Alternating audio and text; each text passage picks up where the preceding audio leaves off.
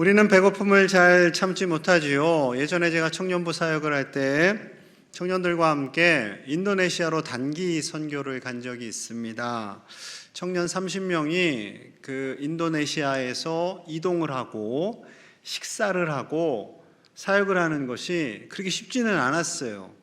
가장 어려웠던 것 중에 하나는 밥 먹는 거였어요. 이제 아침 식사하고 사역하고 이동을 하는데 오늘 점심은 선교사님께서 11시에 먹는 것이 적절합니다. 장거리를 이동하기 때문에 점심때를 좀 놓칠 수 있다고 하셨어요. 이때 놓치면 한참 뒤에 먹어야 된다. 근데 청년들이 괜찮아요 선교사님, 우리 이따 먹을 거예요. 아침 먹은 지 얼마 안 돼서 생각 없어요. 그랬어요. 그런데 이제 이동을 하는 중에 태양이 뜨겁잖아요. 그때 또 마침 에어컨이 고장이 났어요. 청년들이 슬슬 짜증이 나기 시작했어요. 이제 사역 다 거의 마무리하고 한국으로 돌아오기 얼마 전이라 이제 다 지쳤어요. 몸도 좀 힘들어요. 게다가 배고파요. 배고프니까 청년들이 슬슬 짜증을 내기 시작했어요. 아니, 이전에는 그렇게 성실하고 믿음 좋고 훌륭한 청년들이 갑자기 배고프니까 선교사님 언제 도착해요? 언제 밥 먹어요? 하면서 서로 약간 미묘한 신경전을 벌이기 시작했어요. 그러다가 2시 넘어서 허겁지겁 밥을 먹었어요. 정말 열심히 밥을 먹더니 애들이 너무 행복한 표정을 하는 거예요. 하하 호호 헤헤 하면서 자기들이 언제 짜증을 냈냐는 듯한 화목한 표정을 지었습니다. 꼭 출애굽하는 백성들 같았어요. 여러분, 인간에게는요, 음식을 먹어야 사는 어쩔 수 없는 숙명적인 것이 있죠. 음식을 먹어야 살고 뿐만 아니라 음식을 먹을 때 즐거워요. 행복해요. 그래서 먹방하는 친구들이 점점 많아지죠. 먹는 방송, 그리고 맛집을 찾아다닙니다. 음식을 먹는 것이 우리에게 큰 기쁨이 되기 때문에 그래요. 또 성탄절에 가족과 함께 우아하게 맛있는 음식 먹는 상상도 하시잖아요. 좋은 거예요. 자, 예수님께서도요, 오늘 본문에 많은 사람들을 먹이시는 장면이 등장을 합니다. 많은 사람들이 예수님을 따랐어요. 예수님의 말씀을 들었어요. 이른 아침부터 오후, 저녁 즈음이 됩니다. 그런데 그들이 제대로 먹지도 못하고 계속해서 말씀을 듣는 그 모습을 보니 예수님의 마음이 짠해요. 분명히 배가 고프다는 것을 알아요. 그들의 얼굴 표정이 지쳐가고 있어요. 원래 밥 못 먹으면 이렇게 수척해지잖아요. 하루 사이에도. 그러니 예수님께서 제자 빌립에게 말씀하십니다. 어디서 음식을 사서 이 사람들을 다 먹였으면 좋겠는데 어떻게 할까? 그런데 문제는 지금 남자만 5,000명, 작년 남자만 5,000명, 아이들과 여성들까지 하면 최소한 10,000명, 많게는 20,000명도 될 수 있어요. 빌립이 약간 좀 당황했어요. 아니, 이 많은 사람들을 어떻게 먹이신다는 것인가? 그런데 빌립이 똑똑해요. 계산이 빨라요. 자, 7절입니다. 빌립이 대답하되 각 사람으로 조금씩 받게 할지라도 200데나리온의 떡이 부족하리이다. 이 똑똑한 빌립이 바로 계산이 나왔어요. 예수님, 지금 조금씩 먹게 해도요 200일치, 하루치 임금이 한 데나리온이었거든요. 그러니 200일치 임금 갖고도요 부족할 것 같아요.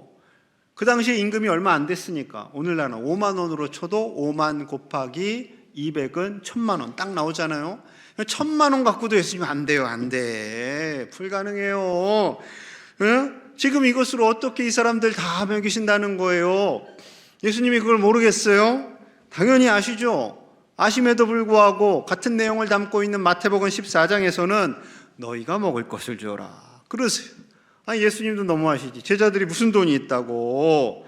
그런데 그 중에 착한 안드레가요, 혹시나 하고 사람들 사이를 찾아다닙니다. 혹시나 먹을 것이 있을까? 어떤 방법이 없을까? 자, 그러다 한 사람을 찾았죠. 자, 8절 9절입니다. 제자 중 하나 곧 시몬 베드로의 형제 안드레가 예수께 여짜오되 여기 한 아이가 있어 보리떡 5개와 물고기 2마리를 가지고 있나이다. 그러나 그것이 많은 사람에게 얼마나 되겠사옵나이까.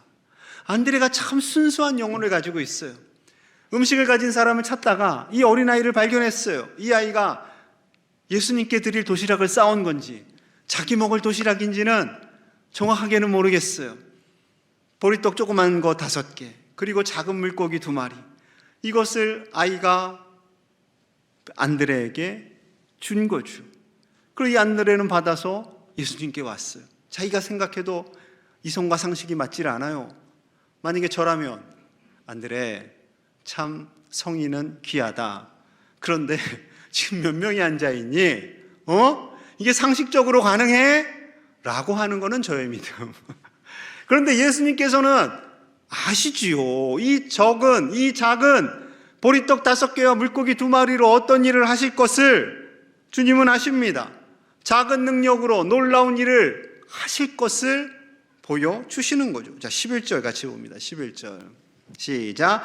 예수께서 떡을 가져 축사하신 후에 앉아있는 자들에게 나눠주시고 물고기도 그렇게 그들의 원대로 주시니라. 원대로 주시니라. 사람들을 모여 앉게 합니다. 예수님께서 감사기도, 축사하셨다라는 것은 감사기도 하셨다라는 거예요. 그리고 빵을, 그리고 물고기를 나눠줍니다. 어떤 기적이 일어났는지는 우리는 정확히 알 수 없어요. 하지만 놀라운 기적이 일어나서 정말 이 양이 많아졌어요. 그들 원대로 주셨어요. 먹고 싶은 대로 배불리 먹었어요. 실컷 먹고 12광주리 정도 남았어요. 또 날카로운 분이 계세요. 아니 근데 그때 광주리는 누가 갖고 온 겁니까? 광주리 분량만큼, 그 당시에 대략적인 분량만큼을 의미하는 것이지 광주리가 있었다는 거예요. 그거는 아니에요. 대략 그렇게 남았다라는 겁니다. 그 정도로 넉넉하게 풍성하게 먹었다라는 거죠.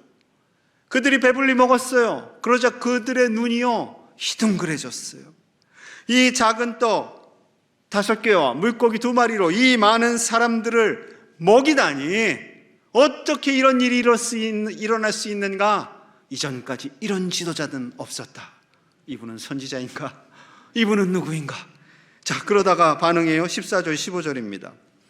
그 사람들이 예수께서 행하신 이 표적을 보고 말하되 이는 참으로 세상에 오실 그 선지자라 하더라. 그러므로 예수께서 그들이 와서 자기를 억지로 붙들어 임금으로 삼으려는 줄 아시고 다시 혼자 산으로 떠나 가시니라. 사람들이 외치기 시작합니다. 이분이 바로 하나님께서 보내신다고 하신 선지자입니다. 이분을 왕으로 세웁시다. 이분을 왕으로 세우면 우리 먹는 거 책임져 주실 겁니다. 우리를 배부르게 해 주실 겁니다. 그러자 왕으로 세웁시다. 왕으로 세웁시다. 이렇게 된 거예요.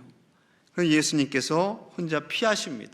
그리고 산에 가서 기도하시고 제자들은 배를 타고 가버나움으로 가게 되죠. 그런데 사람들은 미련을 버리지 못했어요. 저 사람을 왕으로 삼아야 되는데, 그래서 제자들이 가버나움으로 갔다라는 소식을 듣고 찾아옵니다. 예수님께서 그 사람들을 만났어요. 한편으로 기쁘셨겠죠. 저렇게 예수님을 간절히 찾아오고 그것도 걸어서 열심으로 온 것에 대해서 대단하다, 말씀을 듣기 위해서 이렇게 찾아오다니 하실 법도 같은데 그렇지 않아요. 26절 봅니다. 26절 예수께서 대답하여 이르시되 내가 진실로 너희에게 이르노니 너희가 나를 찾는 것은 표적을 본 까닭이 아니요 떡을 먹고 배부른 까닭이로다. 진실로, 오늘 진실로라는 표현이 많이 나와요. 예수님께서 진정하고 싶은 말씀을 하실 때 이 진실로를 2번 반복하죠. 분명히 이 사람들은 표적을 보고 찾아온 것 같은데 예수님께서 표적을 본 게 아니야 라고 말씀하세요. 왜요? 이 사람들은 메시아의 표적을 본 것이 아니라 떡 먹고 배불렀기 때문에 온 거야.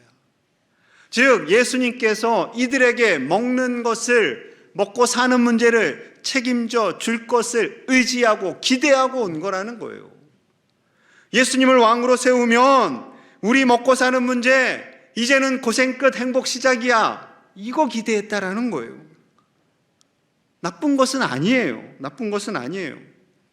그런데 현대인들 역시 그 시대나 지금이나 아무리 경제가 발달했지만 오늘날에도 먹고 사는 문제에 늘 걱정되고 염려되는 것이 사실입니다. 그래서 뉴스를 틀면, TV를 보면 끊임없이 돈, 건강에 대한 이야기들이 계속 나오죠. 뭐 먹으면 좋아요, 뭐 먹으면 오래 살아요, 머리가 좋아지고. 간혹가다 저희 어머니 전화하세요. 박 목사 뭐가 몸에 좋대. 그러면 그렇겠지요. 예. 그러나 잘 좀 찾아보시고 가려서 드셔야 돼요 라고 권면을 합니다. 여러분, 방송에서 다 좋다는 거 어떻게 다 드실 수 있겠어요? 2021년 세계적인 퓨 리서치 연구소에서 17개 나라, 잘 사는 17개 나라 이제 국민을 조사했어요. 삶을 의미 있게 만드는 가장 중요한 요소가 당신은 뭐라고 생각합니까? 그랬더니 17개 나라 중에 선진국들 14개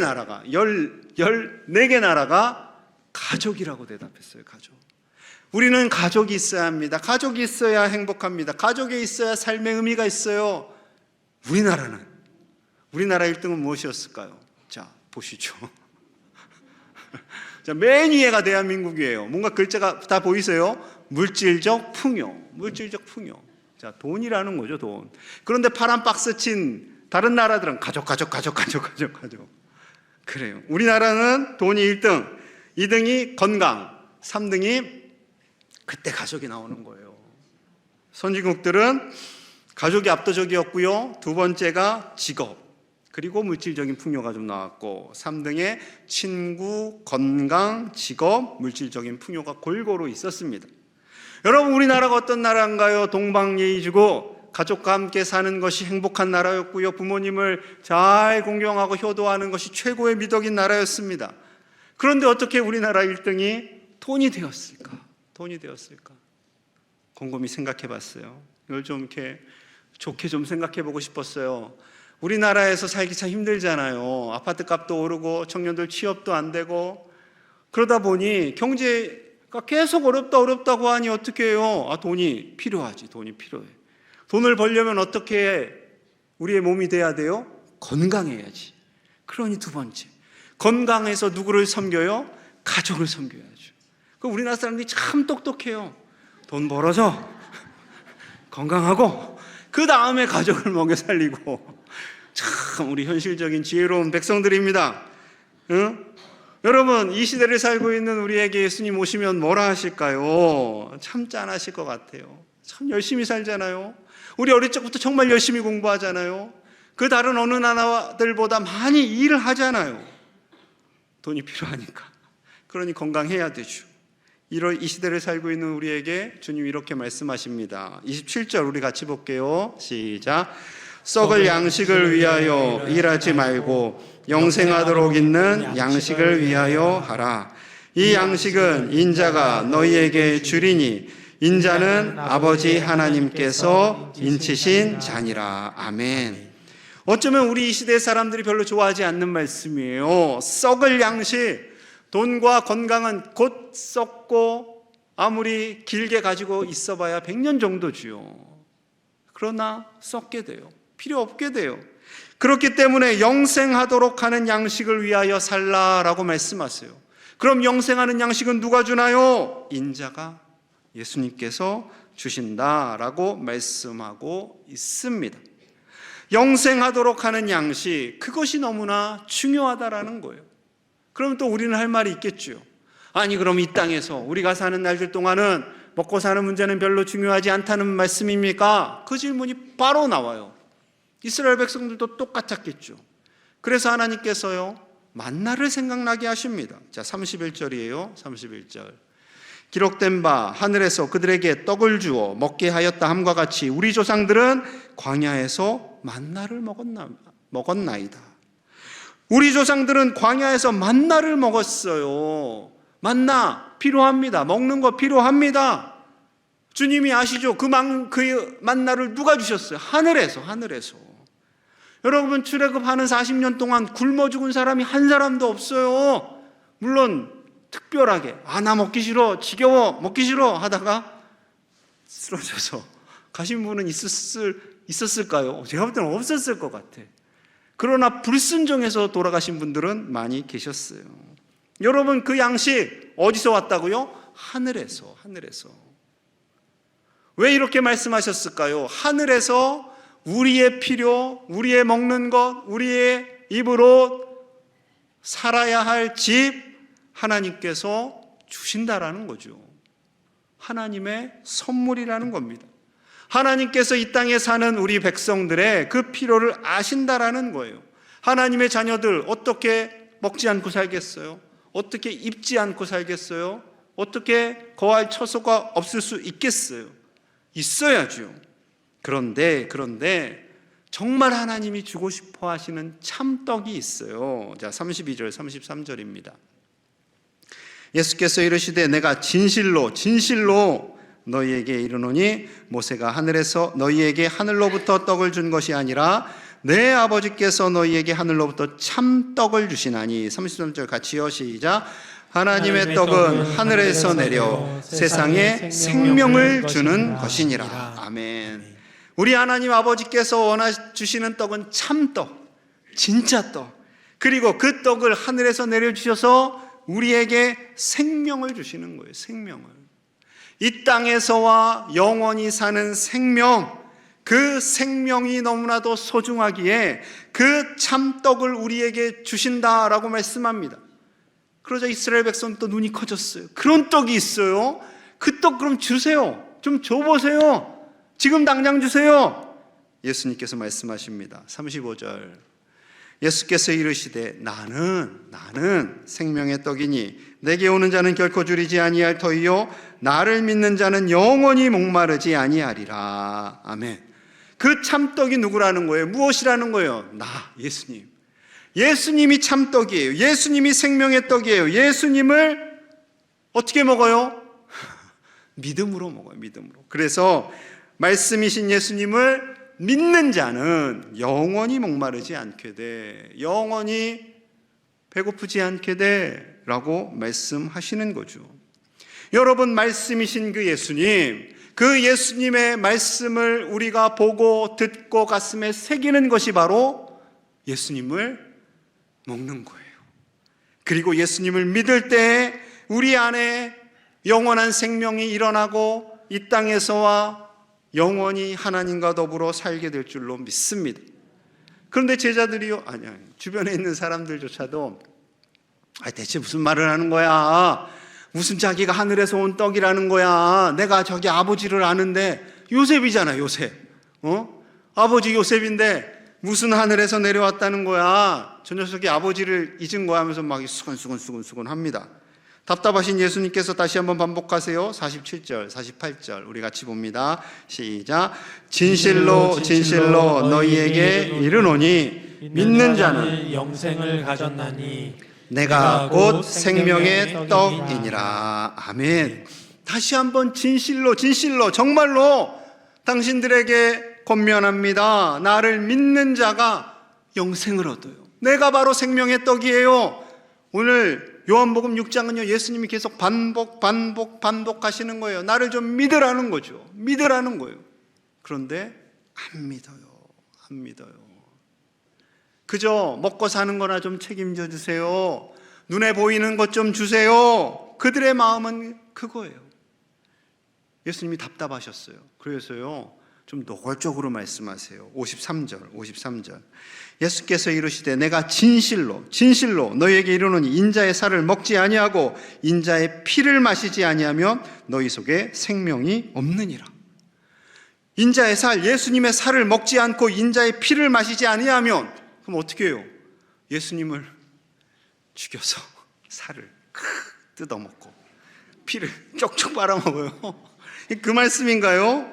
여러분, 예수님께서 왜 이렇게 강력하게 말씀하세요? 예수님의 말씀을 믿으라는 거죠. 말씀 그 자체이신 예수님을 그 정도로 받아들이라는 거예요. 주님의 말씀을 먹으라는 거예요. 그런데 이 사람들이요, 저 사람 미쳤네, 정상이 아니야, 그리고 이런 반응을 합니다. 66절 봅니다.